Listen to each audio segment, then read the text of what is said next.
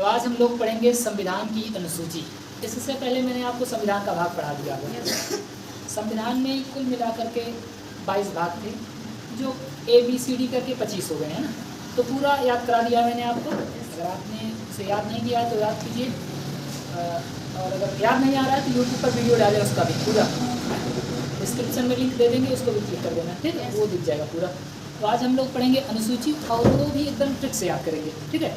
तो सबसे पहले हम समझते हैं कि अनुसूची किसे कहते हैं। देखिए, जैसे संविधान में भाग है ना, तो भाग 22 हैं और 22 धीरे धीरे बढ़ते बढ़ते 25 हो गया। ऐसे ही संविधान में 8 अनुसूचियाँ थी, मतलब जो हमारा भारतीय संविधान बनकर तैयार हुआ था तो उस समय 8 अनुसूची थी, लेकिन धीरे धीरे इसकी संख्या बढ़ के 12 हो गई है। तो अनुसूची किसे कहते हैं? देखो, जैसे आप अपने घर पर देखते होंगे कि जो भी बड़े बड़े फैसले लेना होता होगा, मम्मी या पापा, दादा दादी, जो भी बुजुर्ग होते होंगे वही लेते होंगे, लेकिन कुछ छोटे मोटे फैसले जो होते हैं वो बड़ा भाई भी ले सकता है। ऐसे ही मतलब जो कुछ महत्वपूर्ण चीज़ें और भी थी उससे उठा करके अनुसूची में रख दिया गया है। तो ऐसी कुल मिलाकर के हमारे संविधान में 12 अनुसूची है। शुरुआत में कितना था? 8, और वर्तमान समय में कितना हो गया है? 12 हो गया है, ठीक है। तो अभी हम लोग पढ़ेंगे अनुसूची के बारे में, संविधान की अनुसूची, अनुसूचियाँ। तो अनुसूचियों में जो भी मामला होगा उस पर सुप्रीम कोर्ट जल्दी एक्शन नहीं लेती है। अनुसूची में जो भी मामला डाल दिया जाएगा उस पर सुप्रीम कोर्ट क्या करेगी? जल्दी एक्शन नहीं लेगी। बाकी पूरे संविधान में कहीं भी संशोधन करना रहता है तो सुप्रीम कोर्ट उस पर एक्शन ले सकती है, लेकिन जो मामला अनुसूची में डाल दिया गया है सुप्रीम कोर्ट उसे जल्दी तवज्जो नहीं देता है। इसीलिए जो भी विवादित मामला होता है उसे डाल दिया जाता है कहाँ पर? अनुसूची में डाल दिया जाता है। तो मूल संविधान या प्रारंभ में 8 अनुसूचियाँ थी, 8 अनुसूचियाँ थी। चाहे प्रारंभ में बोले या बोले कि मूल संविधान, मूल संविधान या प्रारंभ में कितनी अनुसूचियाँ थी? 8। लेकिन वर्तमान में इसकी संख्या कितनी हो गई? 12। वर्तमान में 12 अनुसूचियाँ। इसको भी याद रखिएगा, कभी कभी यही चीज़ पूछ लेता है कि मूल संविधान में कितनी अनुसूचियाँ थी, वर्तमान समय में कितनी अनुसूचियाँ हैं। तो मूल संविधान में था 8, या प्रारंभिक संविधान में जब हमारा भारतीय संविधान बनकर तैयार हुआ, कभी कभी तो ऐसे भी क्वेश्चन पूछा जा सकता है, बताओ 1950 के समय में कितनी अनुसूची थी? तो 1950 में ही हमारा संविधान लागू हुआ, तो जब बनकर तैयार हुआ वहीं लागू हुआ, तो जब लागू हुआ था तो कितनी थी? 8। वर्तमान समय में कितनी है? 12। तो यहाँ पर हम 12 अनुसूचियों को याद करेंगे, वो भी एकदम ट्रिक से। जैसे भाग हम आपको याद कराए थे ना कि भाग 15 है तो 5 साल में एक बार होता है निर्वाचन, 16 है, 16 मतलब वर्ग, कुछ वर्गों के संबंध में उपवन, 17 भाषा गड़बड़ तो खतरा, तो भाषा, ऐसे याद कराए थे ना।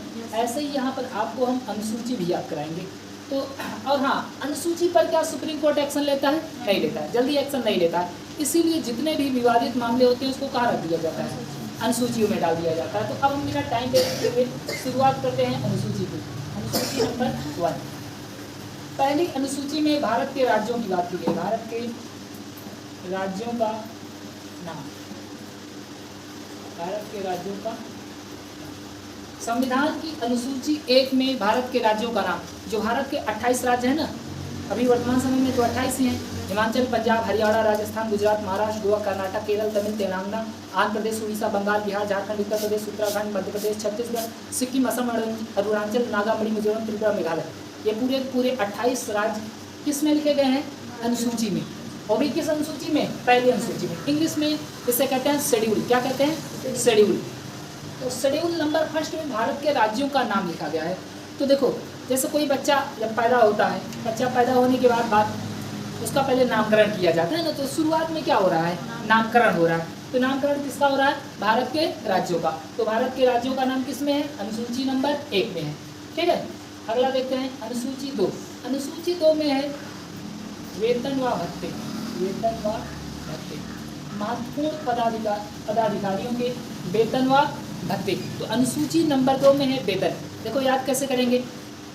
अनुसूची 2 और 2, तो इसको पढ़ लेना कि वेतन 2। जैसे हम नागरिकता जब पढ़ा रहे थे, संविधान का भाग 2 बताए थे, तो बोले थे नागरिकता मांग लेनी, क्या ना है? नागरिकता 2। भाग 2 में क्या था? नागरिकता। ऐसे ही अनुसूची नंबर 2 में है वेतन। तो क्या करना है? वेतन 2। तो 2 में क्या है? वेतन। अनुसूची नंबर 2 में क्या है? वेतन। याद कैसे करेंगे? वेतन 2। वेतन जल्दी कोई देता नहीं तो क्या कहो? वेतन 2। ठीक है। तो अनुसूची 1 में है भारत के राज्यों का नाम, शुरुआत में हम नामकरण करते हैं, और 2 अनुसूची 2 मतलब वेतन 2। जैसे वहाँ पर बताए थे ना भाग 2 में क्या बोले थे? नागरिकता 2। अनुसूची 2 में वेतन 2। वेतन व भत्ते, महत्वपूर्ण पदाधिकारियों के वेतन व भत्ते की बात की गई है अनुसूची नंबर 2 में। ठीक है, अगला देखते हैं अनुसूची 3, इसमें है शपथ एवं प्रतिज्ञान। शपथ एवं प्रतिज्ञान। शपथ एवं प्रतिज्ञान मतलब यहाँ पर शपथ की बात की गई है। जैसे जो भी सांसद, विधायक, मंत्री कोई भी बनता है, मुख्यमंत्री बनता है, प्रधानमंत्री बनता है, तो वो उसे शपथ दिलाई जाती है कि नहीं? तो जो उसे शपथ दिलाई जाती है वो दिलाई जाती है अनुसूची 3 के तहत। 3 में है शपथ। तो याद करने का बहुत ही आसान तरीका है। देखो 3 अनुसूची नंबर 3 और 3 में क्या है? शपथ। तो देखो याद कैसे करेंगे? शपथ में कितने अक्षर हैं? 3। शपथ। तो अनुसूची 3 और 3 में 3 अक्षर वाला शब्द कौन सा है? शपथ। और 2 में क्या है? वेतन 2। 2 में वेतन 2। और पहले में नामकरण, किसका नामकरण? राज्यों का। तो पहले में है भारत के राज्यों का नाम, 2 में है वेतन 2 और 3 में क्या है? शपथ। शपथ एवं प्रतिज्ञान। प्रतिज्ञान मतलब मैं प्रतिज्ञा लेता हूँ, ऐसे कहते हैं ना, तो वही है प्रतिज्ञान। शपथ एवं प्रतिज्ञान। तो अनुसूची नंबर 1 में है भारत के राज्यों का नाम, अनुसूची 2 में है वेतन व भत्ते, और अनुसूची 3 में क्या है? शपथ एवं प्रतिज्ञा। ठीक है, तो तीनों आप रिकॉल करते रहिए, जब तक हम इसको पढ़ाते रहें आप पढ़ते रहें कि अनुसूची 1 में है राज्यों का नाम, 2 में है वेतन 2, 3 में क्या है? शपथ। याद करने का तरीका 2 क्या? 2 वेतन, और 3 में क्या? 3 अक्षर वाला शब्द शपथ। ठीक है, ऐसे याद करेंगे। अगला देखते हैं अनुसूची नंबर 4। अनुसूची नंबर 4 में है राज्यसभा में सीटों का आवंटन। सीटों का आवंटन का मतलब होता है बंटवारा। क्या होता है? बंटवारा। देखिए हमारे भारत में कानून बनाने के लिए संसद भवन होता है, और संसद भवन के 2 पार्ट होते हैं, एक को कहते हैं लोकसभा, एक को कहते हैं राज्यसभा। तो लोकसभा में होते हैं 545 मेंबर, राज्यसभा में होते हैं 245 मेंबर। तो जो राज्यसभा में 245 मेंबर हैं, किस राज्य से कितनी सीटें जाएंगी, इस बात की चर्चा की गई है अनुसूची नंबर 4 में। किस में है? अनुसूची नंबर 4। तो इसको भी ऐसे याद करेंगे। देखो लिखा गया राज्यसभा ना, तो आप राज्यसभा मत लिखिएगा, लिखिएगा राज्यसभा। क्या लिखेंगे? राज्यसभा। और राज्यसभा में कितने अक्षर हैं? 1 2 3 4, ऐसे आप करना। 3 वाले में 3 अक्षर शपथ, और 4 वाले में 4 अक्षर वाला राज्यसभा। राज्यसभा ऐसे करके आप करना है। तो राज्यसभा में सीटों का आवंटन। ठीक है, 3 में शपथ, 4 में राज्यसभा में। राज्यसभा में क्या? सीटों का आवंटन। अगला देखते हैं अनुसूची नंबर 5।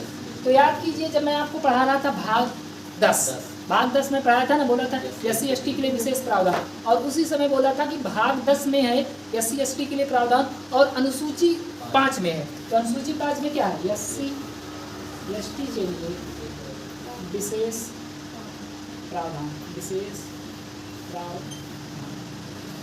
ठीक है, SC ST के लिए विशेष प्रावधान। तो याद कैसे करेंगे? आपको रिलेट करना पड़ेगा। भाग 10 में क्या था? SC ST के लिए विशेष प्रावधान, और 10 का आधा 5 में भी है SC ST के लिए विशेष प्रावधान। तो इन 5 को आपको फिर से रिकॉल करना है। अनुसूची 1 नामकरण, किसका नामकरण? राज्यों का, भारत के राज्यों का नाम। 2 में क्या है? वेतन 2। 3 में क्या है? 3 अक्षर वाला शब्द शपथ। 3 में क्या है? शपथ एवं प्रतिज्ञा। और 4 में क्या है? 4 अक्षर वाला शब्द राज्यसभा में क्या? सीटों का आवंटन, मतलब राज्यसभा में सीटें कैसे दी जाएंगी। और 5 में क्या है? SC ST के लिए विशेष प्रावधान। कैसे याद करेंगे? भाग 10 में वही चीज़ है और अनुसूची नंबर 5 में भी वही चीज़ है। ठीक है, अगला देखते हैं अनुसूची नंबर 6। तो अनुसूची नंबर 6 में 4 राज्यों के लिए विशेष प्रावधान दिए गए हैं। तो शॉर्टकट में अगर आपको याद करना है तो याद कर सकते हैं ATM स्क्वायर। यहाँ पर असम, त्रिपुरा,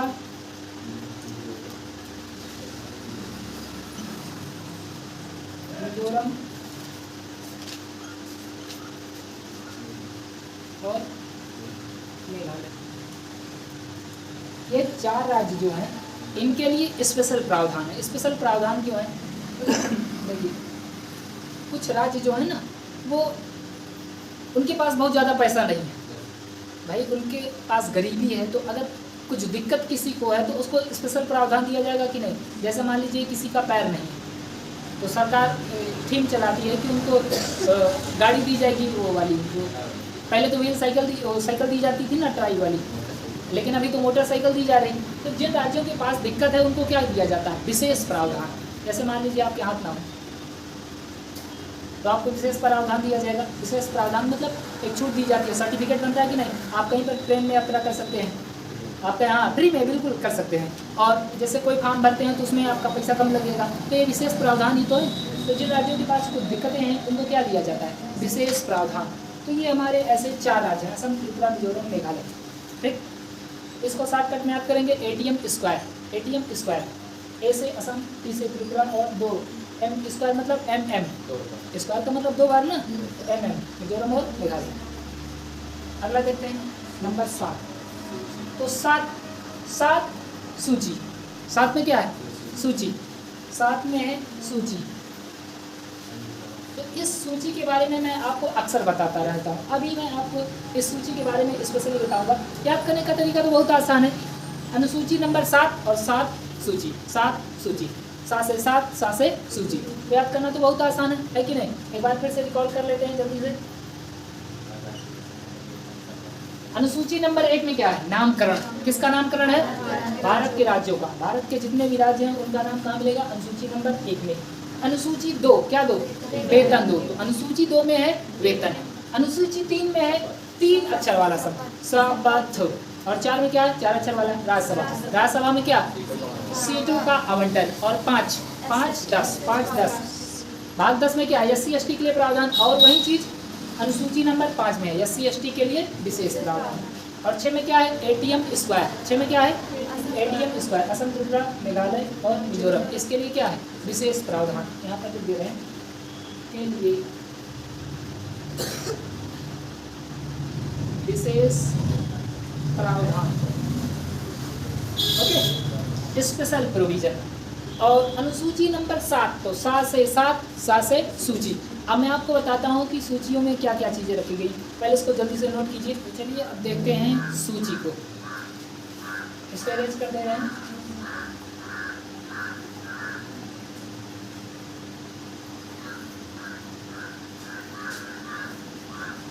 संविधान की अनुसूची 7 में है सूची, इंग्लिश में कहते हैं लिस्ट। तो संविधान में 3 प्रकार की सूचियां हैं। Number 1, 2 and 3। संघ सूची, नंबर 2 राज्य सूची, और तीसरा है समवर्ती सूची। समवर्ती सूची, तो देखिए, अगर कोई भी राष्ट्रीय महत्व का विषय होता है तो उस पर कानून बनाने की जिम्मेदारी केंद्र सरकार को दी जाती है, और वो सारे मामले रखे जाते हैं संघ सूची में। मतलब जिस मामले पर केंद्र सरकार कानून बनाएगी उन मामलों को संघ सूची में रखा गया होगा। मतलब मोदी जी जिस पर निर्णय लेंगे ना, समझ लीजिए वो संघ सूची वाला है, और जिस पर बाबा योगी बाबा निर्णय लेंगे समझ लीजिए वो राज्य सूची। मतलब जिस पर CM निर्णय लेते हैं, जहाँ पर राज्य कानून बनाता है, वो राज्य सूची में रखा गया है। जिस पर केंद्र सरकार कानून बनाती है उसे संघ सूची में, और जिस पर दोनों लोग मिल करके कानून बनाते हैं उसे रखा गया समवर्ती सूची में। तो संघ सूची में 100 विषय हैं। कितने विषय, पहले 97 था, फिर बढ़ा के 100 कर दिया गया। तो वर्तमान समय में संघ सूची में 100 विषय हैं। राज्य सूची में पहले 66 विषय थे, फिर इसके साथ घपला हो गया। घपला का मतलब इसका छीन लिया गया। अभी वर्तमान समय में इसमें 61 विषय हैं। पहले कितना था, 66, अभी कितना है, 61। मतलब इसमें संविधान संशोधन किया गया होगा तभी निकाला गया होगा। तो 42वां संविधान संशोधन, कौन सा संविधान संशोधन, 42वां 1976। 42वां संविधान संशोधन 1976 द्वारा संविधान की जो राज्य सूची बनी हुई, इस राज्य सूची में 66 विषय थे, इसमें से 5 निकाल लिया गया। तो निकाल के कहीं रख दिया गया होगा, निकाल के डाल दिया इधर, कहाँ पर, इसमें तो पहले इसमें 47 थे, अभी कितने हो गए? 52 हो जाएगा ना। 5 इसमें डाल दोगे तो क्या हो जाएगा?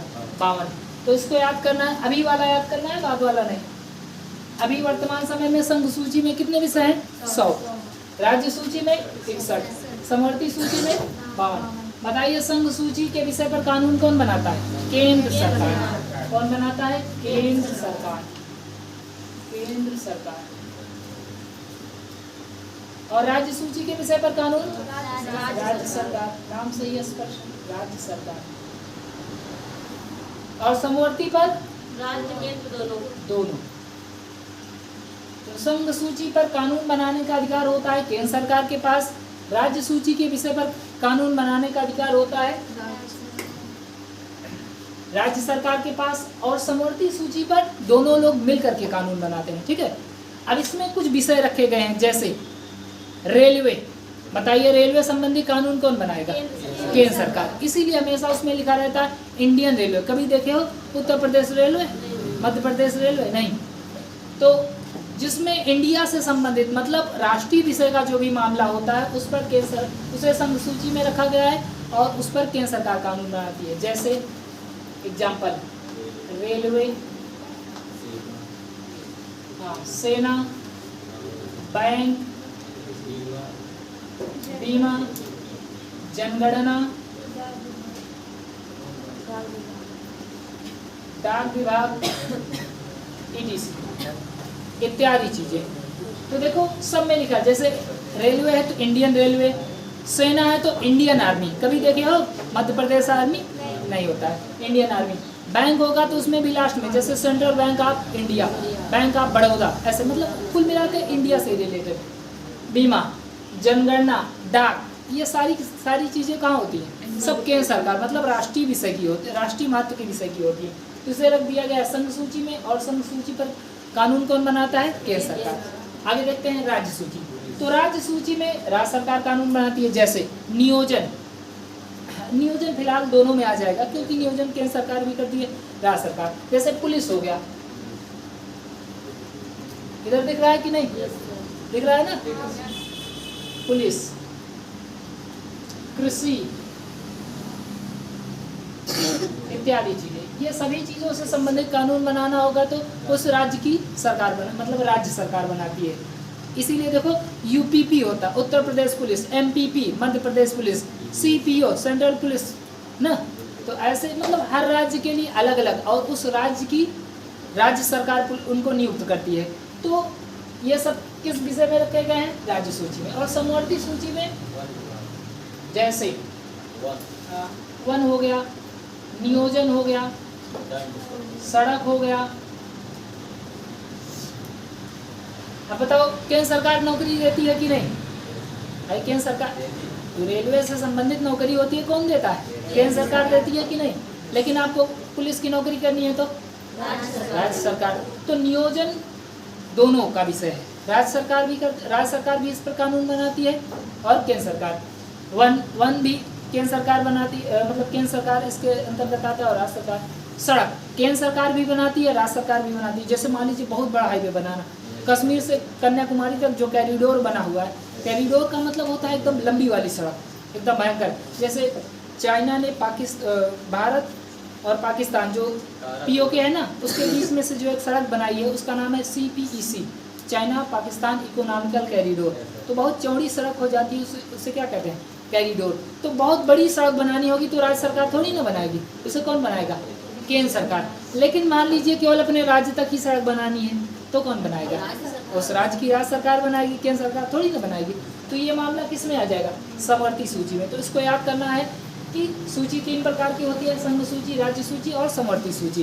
किस सूची में से 5 विषय निकाल करके कहाँ डाल दिया गया? राज्य सूची में। राज्य सूची में पहले 66 था, 5 निकाल दिया गया, 61 बचा, और यहाँ पर 47 था, 5 डाल दिए तो कितना हो गया? 52। और किस संविधान संशोधन द्वारा? 42वां संविधान संशोधन 1976। संघ सूची में वर्तमान समय में 100 विषय हैं, राज्य सूची में 61 विषय हैं और समवर्ती सूची में 52 विषय हैं। अच्छा, एक चीज और भी होता है, जैसे मान लीजिए कोई मामला इन तीनों सूचियों में ना आए तो अवशिष्ट विषय उसके लिए बनता है। और अवशिष्ट विषय से संबंधित कानून कौन बनाता है? संसद। समझ गए कि नहीं? तो अवशिष्ट विषय भी होता है, लेकिन इसमें इसकी चर्चा नहीं है। फिलहाल अभी हम लोग अनुसूचियों के बारे में पढ़ रहे हैं, और अनुसूचियाँ पढ़ते पढ़ते हम लोगों ने क्या पढ़ लिया? सूचियाँ। तो सूचियाँ कितनी, सूची कितनी है? 3। संघ सूची, राज्य सूची, समवर्ती सूची। संघ पर केंद्र सरकार कानून बनाएगी, राज्य सूची पर राज्य सरकार, और समवर्ती सूची पर दोनों मिलकर के कानून बनाएंगे। लेकिन सोचो, अगर समवर्ती सूची पर कोई कानून बनाना है, मान लीजिए कोई सड़क बनानी है और केंद्र सरकार चाहती है कि हम इसको बढ़िया वाला सड़क बनाएं, राज्य सरकार उसमें घपला करना चाहती है, अब दोनों के बीच में विवाद हो जाए, तो ऐसी स्थिति में कौन जीतेगा? केंद्र सरकार ना। केंद्र सरकार क्यों जीतेगी? क्योंकि केंद्र सरकार ज़्यादा पावरफुल है। हमारे यहाँ केंद्र को क्या बनाया गया? सशक्त बनाया गया। बताए थे ना, जब संविधान कहाँ से लिया, संविधान में कौन सी चीज़ें कहाँ से ली गई हैं, ये पढ़ा रहे थे हम आपको, बताए थे कि कनाडा से लिया गया सशक्त केंद्र, मतलब केंद्र हमारा बहुत सशक्त है, राज्य सरकार को सेंटर नहीं, साइड में निकल ना, तो केंद्र हमारा पावरफुल होता है। तो दोनों के विषय, अगर दोनों के बीच में अगर विवाद हो जाए तो विवादास्पद स्थिति में केंद्र सरकार के द्वारा बनाया गया कानून मान्य होगा, राज्य सरकार द्वारा बनाया गया कानून मान्य नहीं होगा। आगे बताते हैं 8वीं अनुसूची। तो देखो 7 को याद करना तो बहुत आसान था ना, 7 से सूची। ठीक, 8वें में देखते हैं। 8 में है मान्यता प्राप्त भाषाएं। मान्यता प्राप्त भाषाएं। तो जो हमारा संविधान बन करके तैयार हुआ था, मूल संविधान, उस समय संविधान में 14 भाषाओं को मान्यता दी गई थी। कितनी भाषाओं को? 14 भाषा को। लेकिन धीरे धीरे इसमें परिवर्तन हुआ और इसकी संख्या बढ़ गई। वर्तमान समय में भारतीय संविधान में 22 भाषाओं को, कितनी भाषाओं को? 22 भाषाओं को मान्यता दी गई, जिसमें अंग्रेजी को स्पेशली मान्यता नहीं दी गई। याद किए रहिएगा, नहीं तो सोचेंगे इंग्लिश तो हर जगह पढ़ाई जाती है, तो इंग्लिश को कैसे नहीं दिया गया? तो याद रखिएगा, इंग्लिश को नहीं दिया गया है। 22 भाषाएं हैं। और एग्जाम में कभी कभी आपसे पूछता है कि बताइए संविधान की 8वीं अनुसूची में निम्नलिखित में कौन सी भाषा का उल्लेख नहीं किया गया है, और इसको आप तभी बता सकते हैं जब आपको संविधान की 22 भाषाएं आनी चाहिए। देखिए संविधान में 22 भाषाएं, कश्मीरी, सिंधी, पंजाबी, हिंदी, बंगाली, असमी, उड़िया, गुजराती, मराठी, कन्नड़, तमिल, तेलुगु, मलयालम, उर्दू, संस्कृत, नेपाली, मणिपुरी, कोंकणी, बोडो, डोगरी, मैथिली, संताली, खत्म। ये 22 भाषाएं हैं। इन 22 भाषाओं को अगर आप याद रखते हैं तो आप इससे संबंधित कोई भी क्वेश्चन बना सकते हैं। लेकिन नागालैंड की राजभाषा, हाँ बिल्कुल, राजभाषा नागालैंड की अंग्रेजी है, लेकिन मान्यता नहीं दी गई है। मान्यता नहीं दी गई तो क्या करेंगे? जबरदस्ती मान्यता देंगे? भाई जो संविधान में लिखा गया वही तो बता सकते हैं ना। संविधान में 22 भाषाएं, मतलब 22 भाषाओं को मान्यता दी गई, अंग्रेजी को नहीं दिया गया है। हो सकता है कि आगे दे दिया जाए, हो सकता है आगे भोजपुरी को भी दे दिया जाए। भोजपुरी वाले कलाकार तो एकदम अपना अलगे चलते रहते हैं, दुनिया चांद पर जा रही है, और भोजपुरी वाले या तो भौजी के ऊपर गाना बनाएंगे, शादी के ऊपर गाना बनाएंगे, यहीं से बनाएंगे। भौजी तो और बहन लपका हुआ, ये लपका हुआ, यहीं से बनाएंगे, और कुछ नहीं।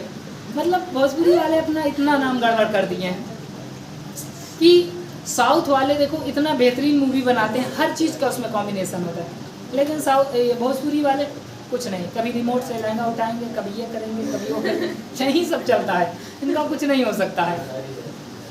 अरे भाई अगर कुछ अच्छा करना है तो बिहार में जो बाढ़ आती है उस पर बढ़िया मूवी बना दो, देखो देखेंगे नहीं लोग, लेकिन नहीं, कहाँ से आपका चलेगा।